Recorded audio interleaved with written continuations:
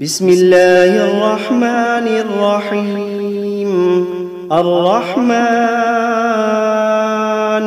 علم القرآن، خلق الإنسان علمه البيان.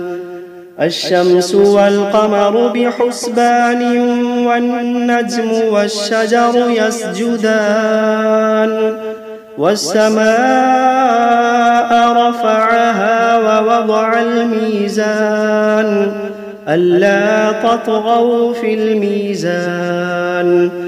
وأقيموا الوزن بالقسط ولا تخسروا الميزان. والأرض وضعها للأنام، فيها فاكهة والنخل ذات الأكمام. والحب ذو العصف والريحان، فبأي آلاء ربكما تكذبان. خلق الإنسان من صلصال كالفخار، وخلق الجان من مارج من نار.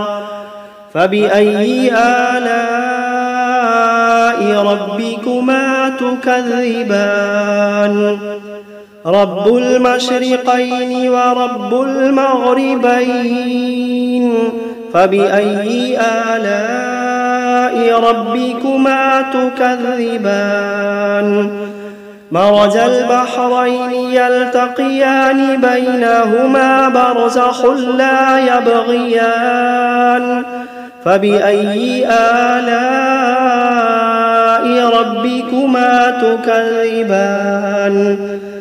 يخرج منهما اللؤلؤ والمرجان، فبأي آلاء ربكما تكذبان. وله الجوار المنشآت في البحر كالأعلام، فبأي آلاء ربكما تكذبان. كل من عليها فان، ويبقى وجه ربك ذو الجلال والإكرام. فبأي آلاء ربكما تكذبان. يسأله من في السماوات والأرض كل يوم هو في شأن. فبأي آلاء ربكما تكذبان. سنفرغ لكم أيها الثقلان، فبأي آلاء ربكما تكذبان. يا معشر الجن والإنس إن استطعتم أن تنفذوا من أقطار السماوات والأرض فانفذوا، لا تنفذون إلا بسلطان. فبأي آلاء ربكما تكذبان. يرسل عليكما شواظ من نار ونحاس فلا تنتصران. فبأي آلاء ربكما تكذبان. فإذا انشقت السماء فكانت وردة كالدهان. فبأي آلاء ربكما تكذبان. فيومئذ لا يسأل عن ذنبه إنس ولا جان. فبأي آلاء ربكما تكذبان. يعرف المجرمون بسيماهم فيؤخذ بالنواصي والأقدام. فبأي آلاء ربكما تكذبان. هذه جهنم التي يكذب بها المجرمون يطوفون بينها وبين حميم آن فبأي آلاء ربكما تكذبان ولمن خاف مقام ربه جنتان فبأي آلاء ربكما تكذبان ذواتا أفنان فبأي آلاء ربكما تكذبان فيهما عينان تجريان فبأي آلاء ربكما تكذبان فيهما من كل فاكهة زوجان فبأي آلاء ربكما تكذبان متكئين على فرش بطائنها من استبرق وجنى الجنتين دان فبأي آلاء ربكما تكذبان فيهن قاصرات الطرف لم يطمثهن إنس قبلهم ولا جان فبأي آلاء ربكما تكذبان كأنهن الياقوت والمرجان فبأي آلاء ربكما تكذبان هل جزاء الإحسان إلا الإحسان فبأي آلاء ربكما تكذبان ومن دونهما جنتان فبأي آلاء ربكما تكذبان مدهامتان فبأي آلاء ربكما تكذبان فيهما عينان نضاختان فبأي آلاء ربكما تكذبان فيهما فاكهة ونخل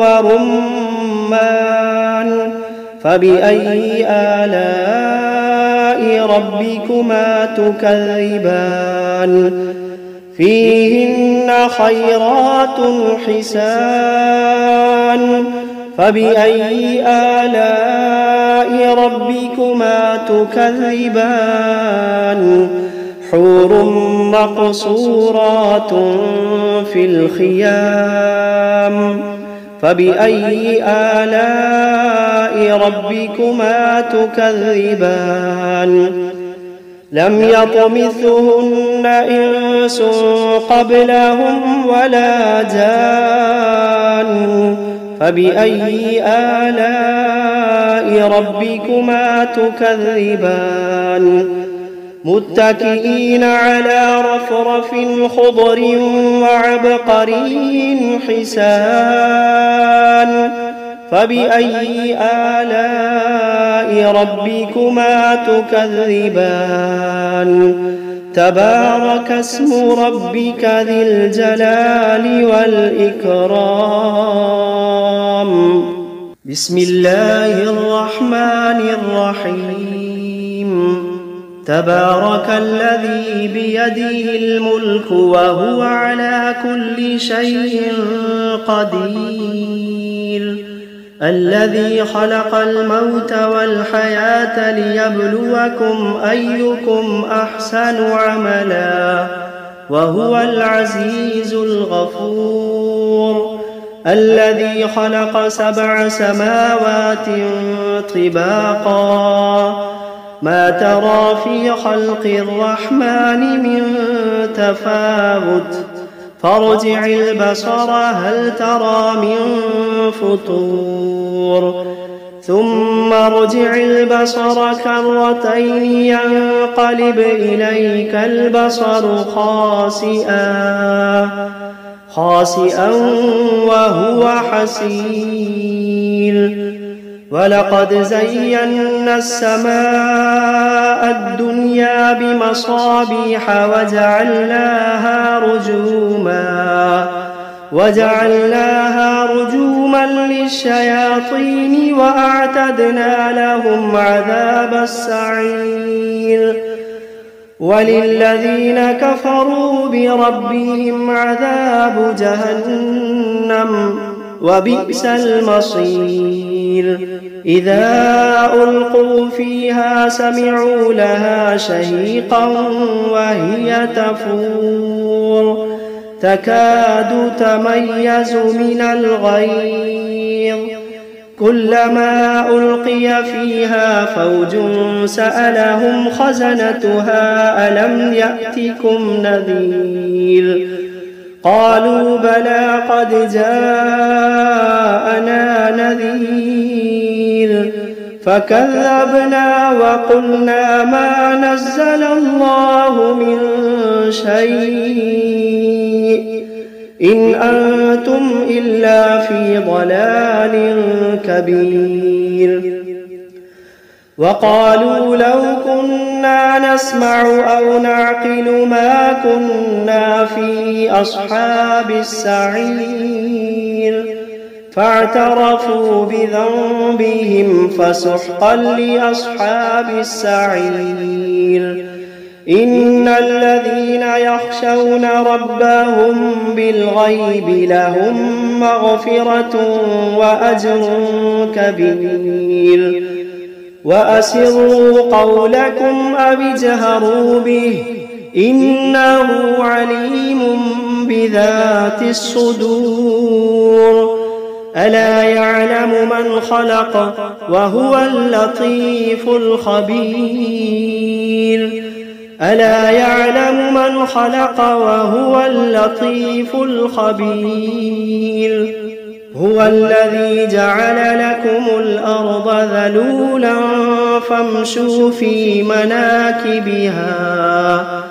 فامشوا في مناكبها وكلوا من رزقه وإليه النشور أأمنتم من في السماء أن يخسف بكم الأرض فإذا هي تمور أم أمنتم من في السماء أن يرسل عليكم حاصبا فستعلمون كيف نذير ولقد كذب الذين من قبلهم فكيف كان نكير أولم يروا إلى الطير فوقهم صافات ويقبضن ما يمسكوهن إلا الرحمن إنه بكل شيء بصير أمن هذا الذي هو جند لكم ينصركم من دون الرحمن إن الكافرون إلا في غرور أمن هذا الذي يرزقكم إن أمسك رزقه بل لجوا في عتب ونفور أفمن يمشي مكبا على وجهه أهدى أمن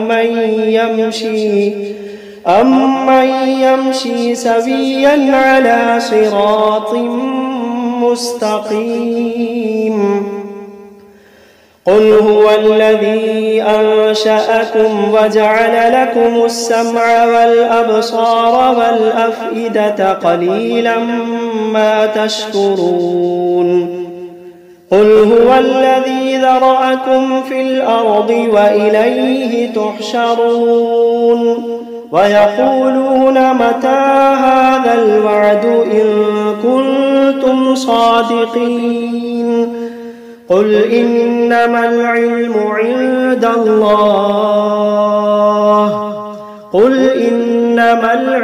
عند الله وإنما أنا نذير مبين فلما رأوه زلفة سيئت وجوه الذين كفروا وقيل هذا الذي كنتم به تدعون قل أرأيتم إن أهلكني الله ومن معي أو رحمنا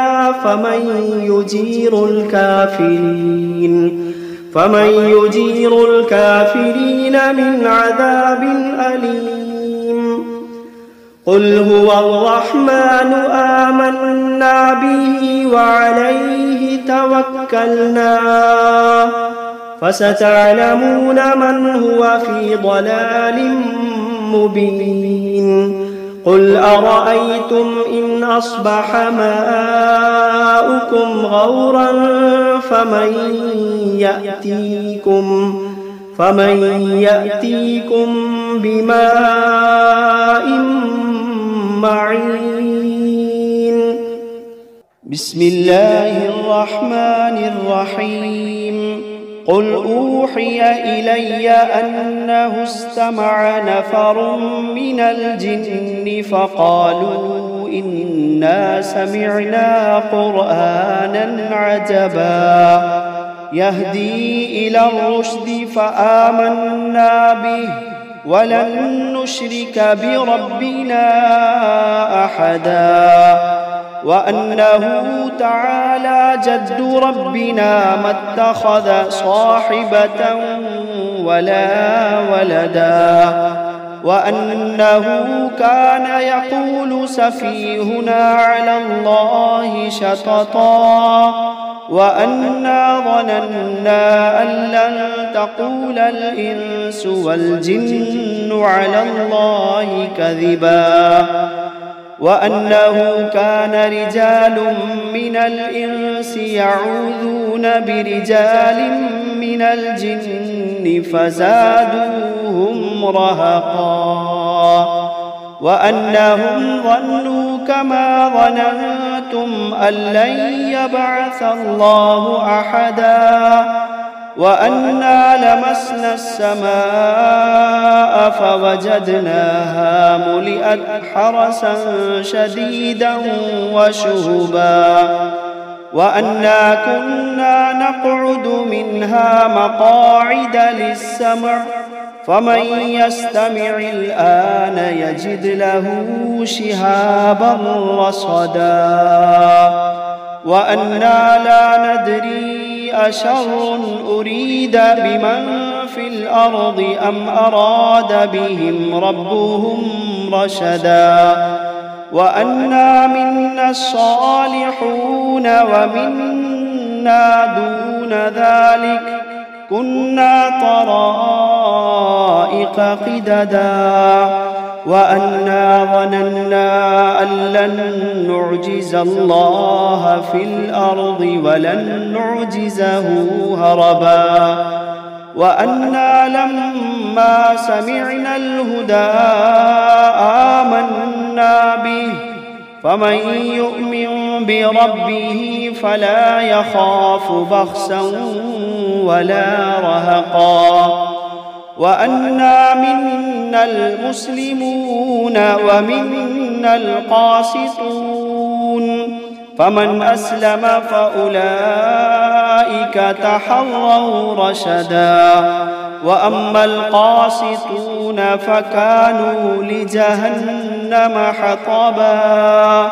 وأن لو استقاموا على الطريقة لأسقيناهم ماء غدقا لنفتنهم فيه ومن يعرض عن ذكر ربه يسلكه عذابا صعدا وأن المساجد لله فلا تدعوا مع الله أحدا وأنه لما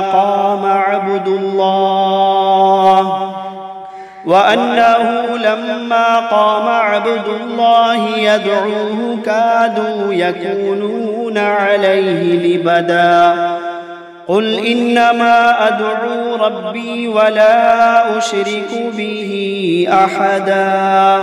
قل إني لا أملك لكم ضرا ولا رشدا.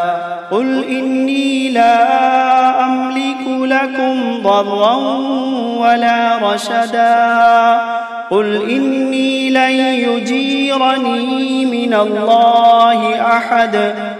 قل إني لن يجيرني من الله أحد ولن أجد من دونه ملتحدا إلا بلاغا من الله ورسالاته ومن يعص الله ورسوله فإن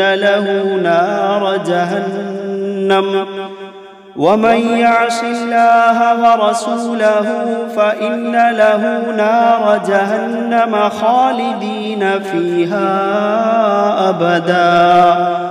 حتى إذا رأوا ما يوعدون فسيعلمون من أضعف ناصرا وأقل عددا. قل إن أدري أقريب ما توعدون أم يجعل له ربي أمدا. عالم الغيب فلا يظهر على غيبه أحدا إلا من ارتضى من رسول فإنه يسلك من بين يديه ومن خلفه رصدا ليعلم أن قد أبلغوا رسالات ربهم وأحاط بما لديهم وأحصى كل شيء عددا.